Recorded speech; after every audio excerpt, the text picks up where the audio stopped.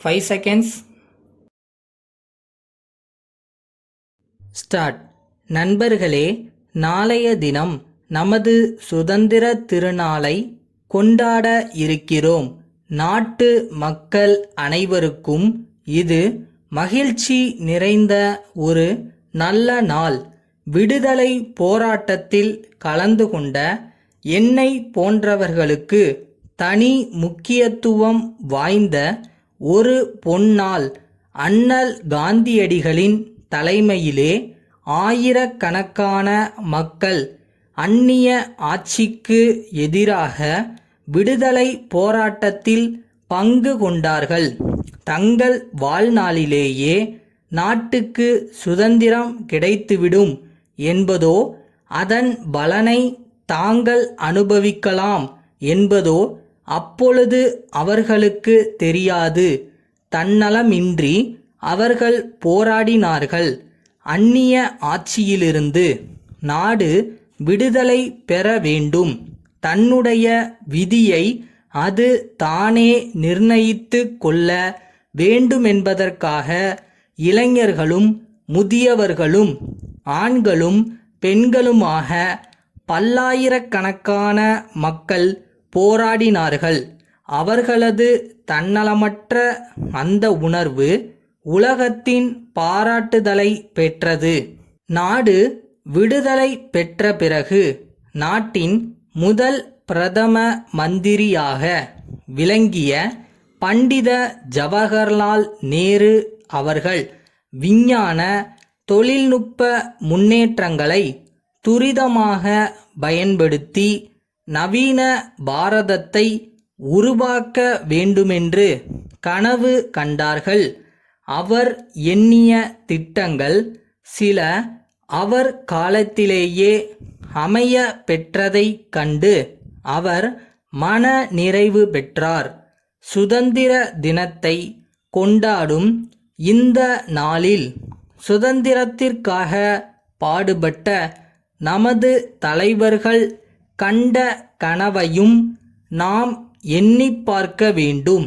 அப்பொழுதுதான் நம்முடைய அர்ப்பண உணர்வு தூண்டப்பெற்று நமது பிரச்சனைகளை சரியான வழியில் தீர்ப்பதற்கான முறையில் சிந்திக்கின்ற மன உறுதியை நாம் பெற வழி ஏற்படும். கடந்த ஆண்டுகளில் உணவு தானிய உற்பத்தி அதிகரித்து வருவது மகிழ்ச்சிக்குரிய விஷயம் ஆகும்.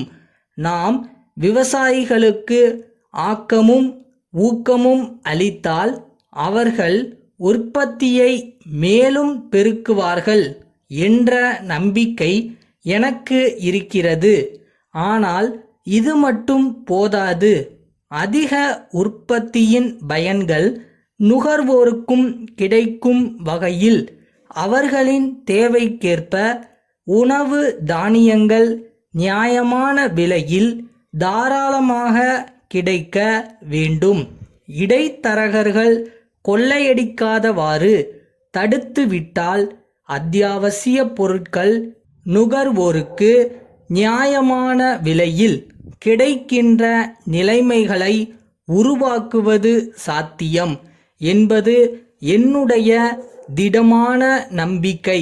உடனடி தேவைகளை சமாளிப்பதற்காக உணவு தானியங்கள் இறக்குமதி செய்யப்பட்டாலும் நிரந்தரமாக இந்த பிரச்சனைகளை சமாளிக்க வேண்டுமென்றால் விவசாய உற்பத்தியை மேலும் பெருக்குவதுதான் வழி என்பதை தெரிவித்து கொள்கிறேன். இதற்கு தடையாக இருப்பவைகளை அகற்றிவிட்டு தொழில்துறை உற்பத்திக்கு தேவையான இடு பொருட்கள், உழைப்பு ஆகியவற்றை நாம் திறமையாக கையாள வேண்டும் என்று கேட்டுக்கொள்கிறேன். நாட்டிலுள்ள பெரும்பாலான மக்களின் வாழ்க்கை தரத்தை உயர்த்த வேண்டுமென்பதே நம் நோக்கமாகும். அனைவரும் ஒன்றுபட்டு உழைத்தால் மக்களின் வாழ்க்கை தரம் முன்னேற்றம் அடையும். வீண் வாதங்களில் நேரத்தை போக்காமல் ஒன்றுபட்டு உழைக்குமாறு கேட்டுக்கொள்கிறேன். பழனி அடிவாரம் பாரதி நகரில் உள்ள சிங்காரம் சகோதரர்கள் உதகை நகர சபை அங்காடியில் உள்ள துரைராஜ் கூட்டமைப்புக்கு எழுதும் கடிதம். அன்புடையீர், வணக்கம். தங்கள் கடிதம் கிடைத்தது. நாங்கள் அனுப்பியிருந்த காசோலை எதிர்பாராத விதமாக வங்கியிலிருந்து திருப்பி அனுப்பப்பட்டு, அதனால் தங்களுக்கு ஏற்பட்ட அசௌகரியத்திற்காக மன்னிப்பு கோருகிறோம். ஏன் இவ்வாறு ஏற்பட்டது என்ற உண்மை நிலையை விளக்க வேண்டியது அவசியமாகிறது. வங்கியில் எங்கள் கணக்கில் எவ்வளவு தொகை இருக்கிறது என்பதை அறிந்து கொள்ளாமல் தங்களுக்கு 1000 ரூபாய்க்கான காசோலையை அனுப்பிய அதே நாளில் வேறொருவருக்கும் அதே தொகைக்கான காசோலையை அனுப்பிவிட்டோம்.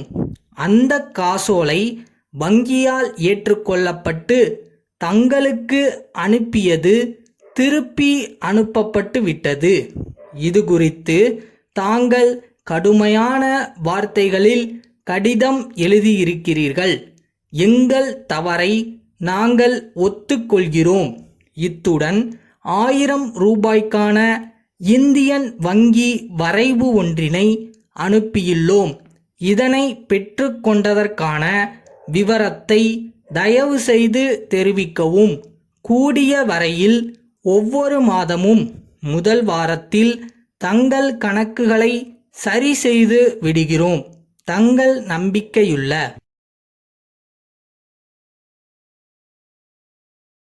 வேலை செஞ்சுக்கிட்டே இருங்க. லவ் பண்ணி பண்ணுங்க. கண்டிப்பாக நம்ம நினைக்கிற இடத்துக்கு அது நம்மளை கூட்டிகிட்டு போகும்.